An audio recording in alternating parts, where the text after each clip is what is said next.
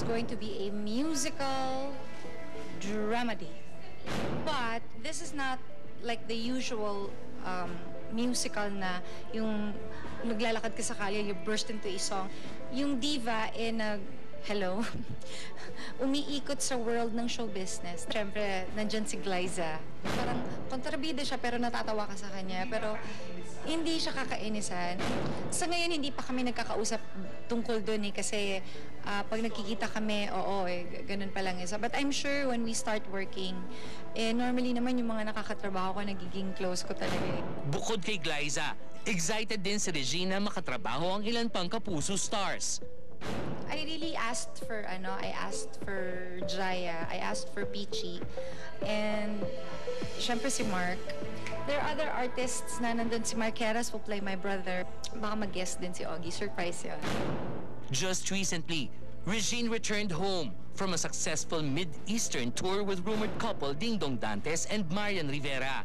Oh, it was very, very successful. Parehong place, punong-puno. Yung isang lugar yung sa Doha, hindi namin i-expect na talagang madaming tao. Alam mo, actually, ang lakas ng doon ng Pinoy TV. They all, watches, Pinoy TV. Ang lakas talaga daw ng Pinoy TV. Malakas ang Pinoy TV. Kaya nga yung mga bata, ang tawag nila sa akin, Electra. Tapos inaabangan nila si Darna. Nakakatuwa.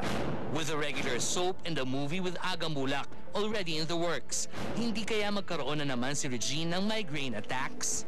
Medyo nasa stress na naman ako kasi baka mag-umpisa na naman ako mag-migraine. But it's okay. I'll just go to my doctor. Samantala, bukas ay espesyal na araw para kina Ogie at Regine. Have they exchanged Valentine's gifts? Secret, meron siyang Valentine's gift sa akin. Tapos na yung gift ko sa kanya, nabigay ko na. Pero paano nila isa-celebrate ang araw ng mga puso kung may show si Ogie? So baka na lang kami sa gabi. 14, I'll just wait for him at home, yeah. Oh, what do you want for your birthday or your Valentine's Day? Parang yun. I always ask for a card. But of course, parating may kasama naman yung card, so okay din. Tsaka meron siya laging song, kinakantahan niya sa akin ng live. But is Regine aware of Ogie's announcement to make? Hindi ko alam sa kanya.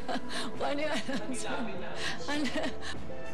Meron. Sigurado ka talaga. Nagkausap kayo. Kasali daw ako doon. Kasi maski ako, hindi ko alam eh. Aabangan ko rin yun.